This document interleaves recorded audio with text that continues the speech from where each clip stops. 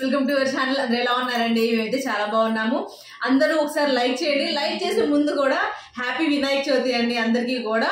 అలాగే ఎప్పుడెప్పుడు అని వెయిట్ చేస్తున్న ప్రోమో మార్నింగ్ నుంచి, అంటే అందరికీ తెలుసు సాటర్డే అనగానే 4 తర్వాత వస్తుందని, కానీ 4కి రిలీజ్ చేస్తారా, 4:30కి రిలీజ్ చేస్తారా, అట్లాగే మొత్తానికి ప్రోమో అనేది చాలా లేట్గా వచ్చింది. అసలు ఏం జరిగింది?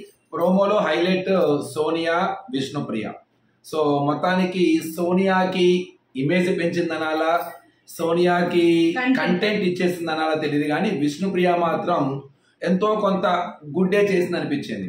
కంపల్సరీగా అది ఉపయోగపడే కంటెంటే ఇచ్చినట్టుగానే కనపడుతుంది. కొద్దిగా ఇమేజ్ పెరిగే అవకాశాలు కూడా కనపడుతున్నాయి. ఎందుకు ఈ మాట అంటున్నాను, కానీ చాలా మంది అనుకుని ఉంటారు, ఏం అడిగావు విష్ణుప్రియ అని కొంతమంది అనుకునే వాళ్ళు కూడా ఉంటారు. సో సూపర్ విష్ణుప్రియ, బ్రహ్మాండంగా అడిగావు అది అని అనుకునే అభిమానులు కూడా ఉంటారు. కానీ అదే విధంగా సో వాట్, ఫ్రెండ్షిప్ చేస్తే ఏంటి నీకు అడ్డం అని అడిగే క్వశ్చన్లు కూడా ఉంటాయి. అంటే యాక్చువల్గా నిజమే, ఆ క్వశ్చన్ అడగచ్చు. తను అడిగింది ఏంటి, ఎందుకు చేస్తున్నావు అడగల, ఎలా కుదిరింది, మొన్నటిదాకా తిట్టుకున్నారు ఇక్కడే అసలైన కదా ఫన్నీగానే అడిగి ఉండొచ్చు, ఏదో ఒక యాంకర్ లాగా. కానీ ఆ అడిగిన విధానంలో, ఆ వాయిస్ లో, అడిగిన వ్యక్తిలో కన్ఫర్మ్ గా ఆడియన్స్ కొన్ని ప్రశ్నలు అడుగుతారు. ఈ ప్రశ్న అడగడానికి వెనక ఉద్దేశం ఏంటి ఆల్రెడీ అందరికీ తెలిసిందే. కొద్దో గొప్ప విష్ణుప్రియ, నిఖిల్ బయట కొంత క్లోజ్ గా ఉండటము, అది కిలాడి బాయ్స్ కిలాడి గర్ల్స్ లో కూడా కొంత కెమిస్ట్రీ ఏదో సంథింగ్, అంటే అమ్మాయి ఫన్నీగా చేసిన సో ఆటోమేటిక్ గా ఒకటి అంటారు కదా, పొసెసివ్నెస్ అంటారు కదా, ఆ పొసెసివ్నెస్ అనేది విష్ణుప్రియకి కన్ఫర్మ్ గా ఉంటది. అందులో నిఖిల్ తనకి క్లేలోకి జాయిన్ కూడా చేసుకోలేదు. ఈ మధ్య కాలంలో మన ఆడపిల్లని కంట్రోల్ చేయడానికి నిఖిల్ స్ట్రాటజికల్ గా కొంత అలానే మేము గ్రూప్ గేమ్ ఆడుతున్నాము అని చెప్పేసి మొహమాటం లేకుండా ఫేస్ టు ఫేస్ అడిగిన సోనియాని ఏం చేశాడు అనుకున్నాడు, ఆ మాట అడగకుండా ఉండాలని తనని కొద్దిగా ఫ్రెండ్షిప్ చేశాడు. కొంత తనతోనే చాలా వరకు టైం స్పెండ్ చేశాడు. ఆ అమ్మాయిని కన్విన్స్ చేశాడు. ఇది ఒక స్ట్రాటజికల్ ఇంప్లిమెంటేషన్, గుడ్ ఇంప్లిమెంటేషన్ అది. ఎందుకంటే మనతో గట్టిగా పోరాడేవాడు, మనల్ని టార్గెట్ చేసేవాడు మన పక్కన ఉంటే అసలు మనకి చాలా బ్రహ్మాండంగా ఆ లైన్ క్లియర్ అయినట్టే. అదే పని నిఖిల్ చేశాడు. ఆటోమేటిక్ మరి పొజిటివ్నెస్ ఉంటది కదా, ఏమడిగిద్ది అమ్మాయి అక్కడ. అదే మీకు ఇంతకు ముందు గొడవైంది కదా, ఇప్పుడు ఫ్రెండ్షిప్ ఎలా కుదిరింది అప్పుడు నో కామెంట్స్ అని అంటది. అది ఆటోమేటిక్ గా నచ్చదు, ఎవరికి నచ్చదు. అది ఎంత జోవియల్ గా తీసుకున్నా, అంటే మనం ఒక గుడ్ రిలేషన్షిప్ లో ఉండి ఒకళ్ళ మీద ఒకళ్ళు పంచేసి వేసుకునే అంత మనకి ఒక రిలేషన్ కనుక ఉన్నట్టయితే అప్పుడు ఆ పంచ్కి ఫన్ జనరేట్ అయింది. కానీ ఆల్రెడీగా మీ ఇద్దరి మధ్య అంత ఫన్ జనరేషన్, అంత రిలేషన్ లేదు. అందులో ఒక ఆటోమేటిక్ గా అంత సోషల్ మీడియా, ఇంత నేషనల్ ప్లాట్ఫామ్ మీద నీకు ఇతనికి ఎలా ఫ్రెండ్షిప్ కుదిరింది అనే ప్రశ్నలో చాలా దూర ఆలోచన ఉంటది, దూర ఆలోచన కూడా ఉంటది, నో డౌట్ అందులో. కాబట్టి ఆ అమ్మాయి ఫీల్ అయింది, పక్కాగా ఫీల్ అయింది. ఏ ఆడపిల్ల అయినా కూడా ఫీల్ అయింది. అదే అక్కడ కూడా చేసింది. కానీ ఆటోమేటిక్ గా సోనియా కోపం వస్తే ఏం చేస్తుంది, టక స్టేట్మెంట్స్ పాస్ చేస్తుంది. ఏమనింది అమ్మాయి అక్కడ, అన్ఎడ్యుకేటెడ్ జోక్స్ కి నేను రెస్పాండ్ అవను అని చెప్పేసి అటు అమ్మాయికి ఆటోమేటిక్ గానే కోపం వచ్చినప్పుడు అవతల వ్యక్తిని చాలా క్లియర్ స్టేట్మెంట్స్ తో పాస్ చేస్తుంది. నాకు ఆ విషయంలో పెద్ద తప్పేం అనిపించలేదు. అలా అంటంలో గానీ సోనియా అంటాం, అవును సోనియా అంటంలో తనకేది డైరెక్ట్ చెప్పేస్తుంది. నాకు ఇంకా విష్ణుప్రియ అడిగిన దాంట్లో కూడా నాకు ఎక్కడ తప్పు అనిపించలేదు. ఎందుకనంటే తను చెప్పిన ఒక ఆలోచన మనకి వేరేగా తను ఆలోచించింది వేరే ఆలోచన. ఈ అమ్మాయి చెప్పిన దాంట్లో నార్మల్ క్యాజువల్ చెప్పింది తీసుకుంటే ఓకే, లేదు ఈ అమ్మాయి వేరే ఉద్దేశం తీసుకుంది అంటే అమ్మాయి నెగిటివ్ లో తీసుకోవడం కూడా కరెక్టే. అసలు ఆ క్వశ్చన్ అడగకుండా, ఆ ప్రశ్న అడగకుండా ఉండి ఇక్కడ కనుక నామినేషన్ ఈ టాస్క్ ఇస్తారు కదా, ఆ టాస్క్ లో తన స్టేట్మెంట్స్ చాలా రాంగ్ గా నెగిటివ్ గా పాస్ చేస్తుంది సార్. ఇది చిన్న విషయాన్ని కూడా చాలా హైలైట్ చేసి ఆ వ్యక్తి నెగిటివ్ చేయడానికో, నువ్వు వింటే నువ్వు ఇర్రెస్పాన్సిబుల్, అసలు నీకు ఒక ఇది లేదు అని చెప్పినట్టు నెగిటివ్ స్టేట్మెంట్ పాస్ చేస్తుంది అన్న విషయాన్ని హైలైట్ చేసినట్టయితే బాగుండేది. ఇది ఎలా ఉంది, రాంగ్ వేలో అటాక్ అయింది. అనవసరంగా ఆ ప్రశ్న తను అడగటం అన్నది స్వయంకృతాపరాధమే, సెల్ఫ్ గోల్ లాంటిది, అందులో ఎలాంటి సందేహం లేదు. అందులో ఒక డైలాగ్ కూడా ఉంటుంది, మాకు ఏడుపు వస్తుంది ఏమైనా పుణ్యస్త్రీ అన్నట్టుగా.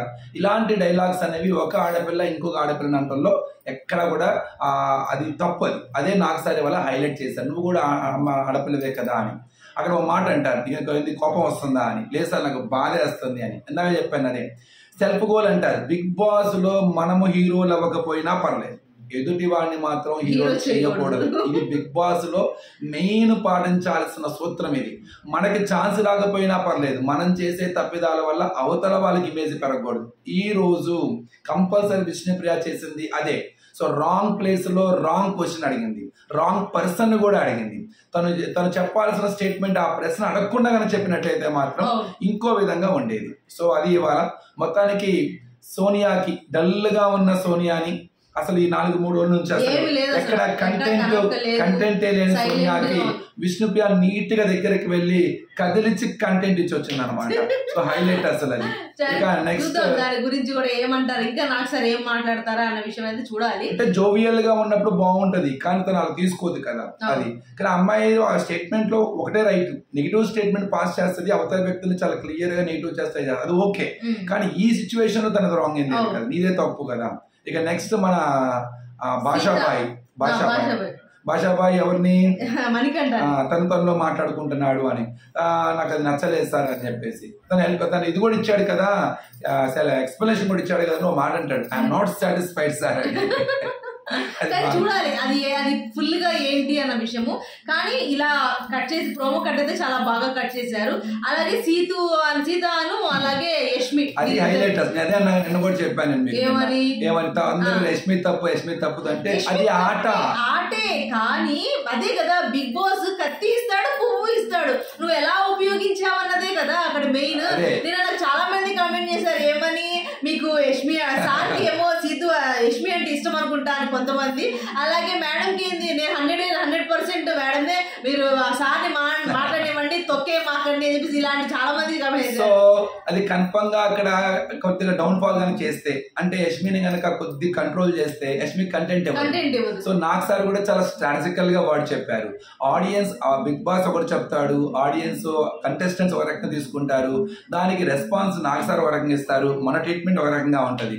ఏదేమైనా ఇంక ఇలాంటివి చాలా జరుగుతాయి. నేను మాట చెప్పాను, సీత బాధలో ఆవేదన ఉందా, ఉక్రోషం ఉందా, ఆక్రోషం అంటారు కదా, ఆక్రోషం ఉందా, రెండూ ఉన్నాయి. బాధపడ్డది, అవతల వాళ్ళు గెలి చేసినప్పుడు కోపం వస్తుంది, అది కొంతసేపు ఉంటుంది. ఆ గెలిచిన వాడికి ఆ లక్షణం ఉంటుంది, అది అనుకో కూడా ఉండాలి, ఒప్పుకుంటాను నేను. కానీ అట్లా అని కంప్లీట్ గా వాళ్ళని కంట్రోల్ చేస్తే ఇంకా ఆట ఆడేవాడేవాడు. బిగ్ బాస్ ఏం చేస్తారంటే మీరు వాళ్ళు ఏదైనా పర్లేదు నాకు కంటెంట్ వస్తుందా లేదా అని చూసుకుంటారు వాళ్ళు. ఇంకా వాళ్ళు ఇంకో విషయం కూడా చెప్తాడు కదా, ఇంకా ముందు చాలా ఉంది, ఇప్పుడు ఇదే ఉంది, అది ఆటలో భాగమే కదా. నిజమే, ఆటలో భాగమే, మేము ఒప్పుకుంటాను, నేను అదే చెప్పాను, ఆటలో భాగమే. కానీ అది మనం ఎలా ఇచ్చేసాము, భాషలు ఎంత బాగా చేస్తారంటే తన ప్లేట్ తనే కడుక్కుంటారు, బాత్రూమ్ లోకి వెళ్ళి ఫ్రెష్ మనం గురించి ఫ్రెష్ వాళ్ళు వచ్చి కొట్టినట్టు ఉంటది.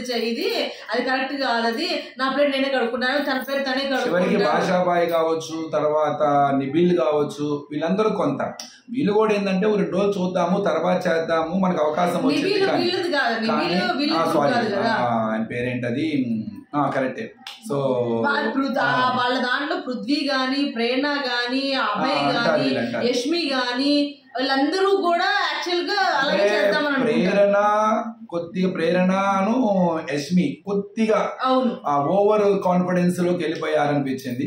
ఆ పవర్ వచ్చింది కదా, యూజ్ చేసుకోవాలి అన్న కొద్ది ఓవర్ ఎంథ్యూజియాజం లో ఉన్నారు. అక్కడ కొద్దిగా వాళ్ళు ఇది ఉండాలి. సో దాన్ని వాళ్ళు ఏమనుకుంటున్నారంటే నేను కంటెంట్ ఇస్తున్నాం, మనం ఇలా చెయ్యాలి, మనం వదులుతాం అనుకుంటున్నారు. కానీ ఆడియన్స్ దీన్ని ఎట్లా నెగిటివ్ తీసుకుంటారన్న విషయం అర్థం కాల, అంటే ఓవర్ ద బోర్డ్ అవుతున్నాం అన్న విషయం తెలియట్లా. నిన్న కొద్దిగా భాషాబాయి చెప్పిన తర్వాత డిఫెన్స్ లో పడ్డారు కొద్దిగా, ఓకే అని చెప్పేసి. 12 దాకా లైవ్ వచ్చింది కదా, 12 దాకా లైవ్ వచ్చిన దాంట్లో కూడా వాళ్ళు ఏమంటున్నారు, మేము తింటాము, మేము తిన్న ప్లేట్ కూడా మేము టేబుల్ మీదే పెట్టేస్తాము, మీరు తీస్తారో తీయరో అది మీ ఇష్టం, రేపు మధ్యాహ్నం దాకా చూస్తారంట. అది చూసిన తర్వాత మీరు కనుక తీయకపోతే అప్పుడు మేము తీసుకెళ్ళి అప్పుడు 3 వస్తే అప్పుడు మేము కడుక్కుంటాము, అప్పుడు మేము కడుక్కోమని చెప్పి చెప్తున్నారు అనమాట. ఆటోమేటిక్ గా చూసేవాడికి ఏమైంది, ఏంద్రో ఈ నేషాలు ఎలాగొస్తుంది ఆటోమేటిక్ గా.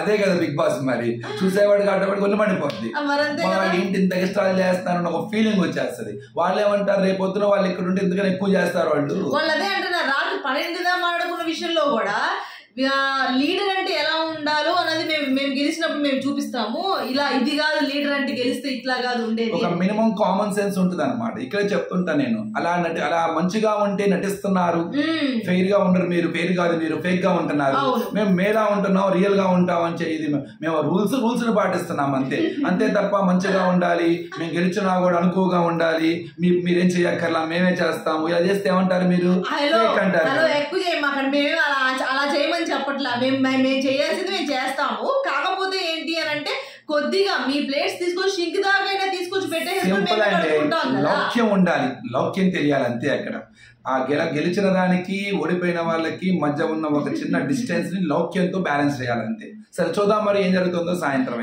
సాయంత్రం ఎపిసోడ్ మాడు దీని గురించి, అప్పుడు చెప్తాం దీని గురించి. ఈయన పని చెప్పాలి ముందు. ఓకే ఫ్రెండ్స్, ఈ వీడియో కనుక మీకు నచ్చితే ప్లీజ్ లైక్ చేయండి, షేర్ చేయండి, సబ్స్క్రైబ్ చేసుకోవడం మాత్రం మర్చిపోకండి. బాయ్.